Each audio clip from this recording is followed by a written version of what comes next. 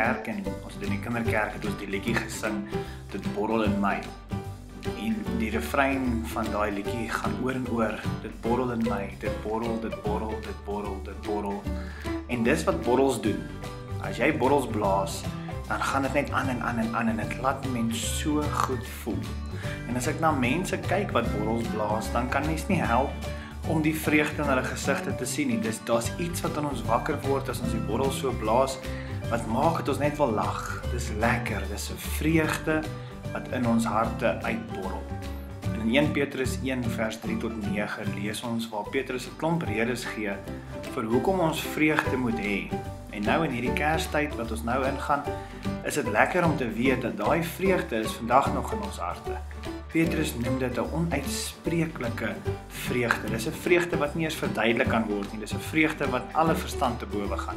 En dis 'n vreugde wat ek en jy in hierdie tyd kan hê. En dis my wens vir jou vandag en in hierdie week wat voorlê, dat jy daai vreugde wat ons so beleef met ander sal gaan deel.